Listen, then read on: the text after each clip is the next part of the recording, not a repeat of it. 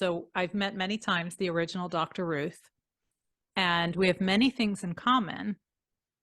We both worked at the same institution, not at the same time. We both got our doctorates from the same institution. We were both in our 40s when we got our doctorate. We're both bilingual in the same languages, but only one of us is a trained sniper. Oh, fancy. You're not the sniper? No, Okay, well, what can you do? That's cool. not that. I just talked to Nobel Prize winners and astronauts and Olympic champions and NBA champions. It's not about the habits. Even if you're comparing Olympians to each other or Nobel Prize winners to each other, it's not about habits. And I think that's where we've been getting it all wrong all these years. We've always been taught to wake up at 5 a.m. and read for 3 to 8 hours a day, and that'll make you successful. But that doesn't fit with all of our lives, right? But there are elements of what they have done, their mindsets, that we can emulate.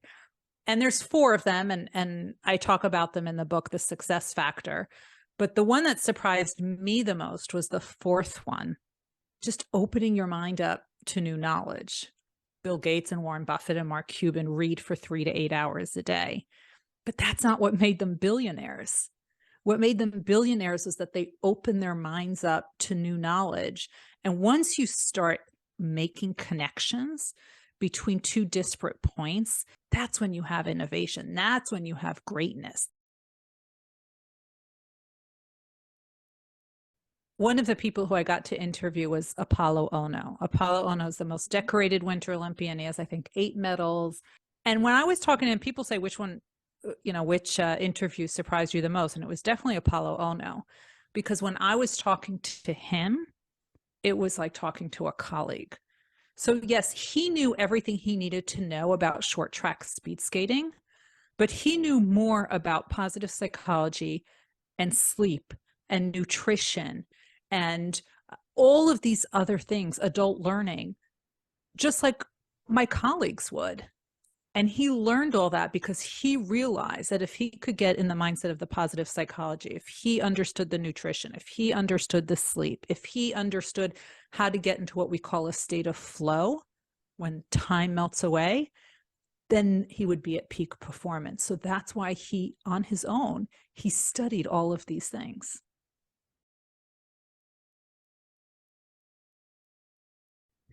So flow is what that means. It's a term in positive psychology.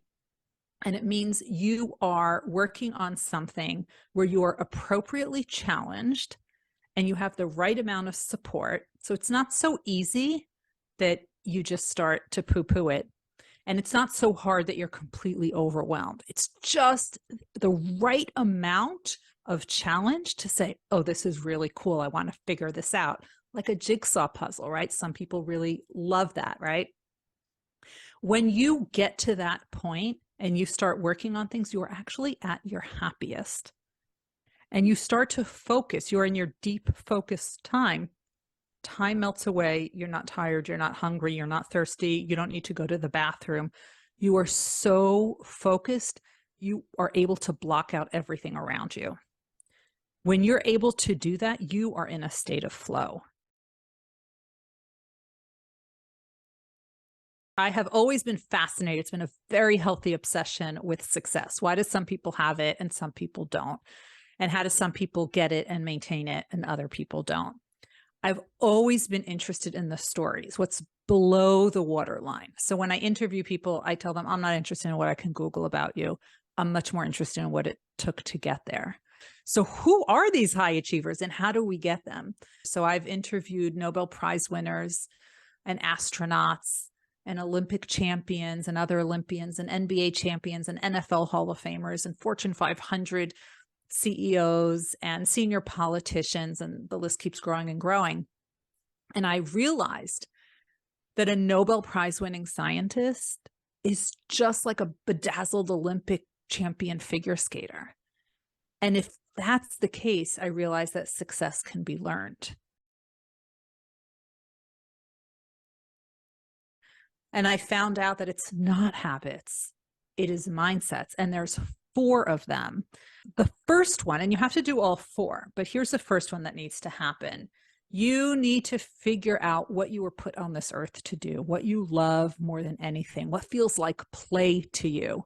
The second one, the second element of success is how you approach challenges. It's not a question of if, it's a question of how. The third one is what made you great at the beginning is what you keep on doing later on. You don't rest on your laurels. You don't just prepare, you over prepare. As they say in the military, you train hard and fight easy. And then last but not least is what I was talking about before, is opening your mind up to new knowledge and figuring out how you can learn things, surrounding yourself with a team of mentors who are your guides by your side. And those are the 4. Don't ever, ever, ever, ever ask anyone to be your mentor.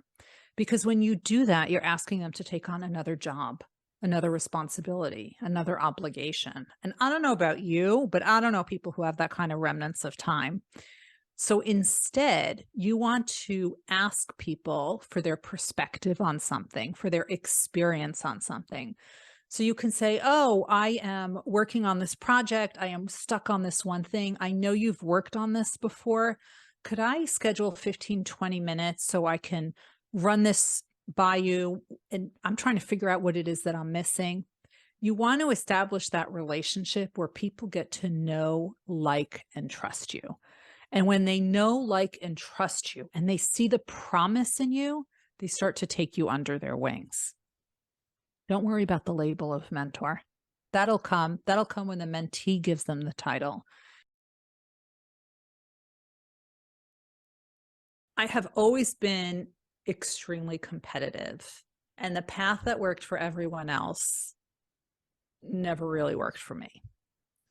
So I always had to just create a path. When I was in 5th grade, this was a long time ago, probably before Title IX, recess was broken down by gender. The boys played soccer, the girls traded stickers. Well, I was not so interested in the high commodity sticker exchange. I just wanted to kick a ball around. My 5th grade teacher said, I'm sorry, but girls don't play soccer.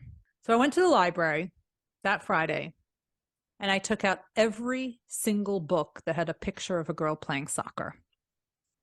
That Monday morning, I put it on my teacher's desk. It was, 2 feet high.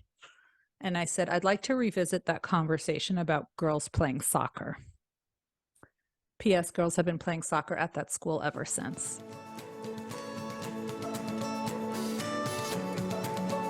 If you enjoy this podcast, please make sure to subscribe.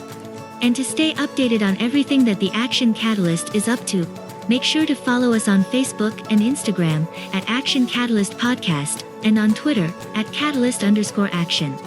And thanks for listening.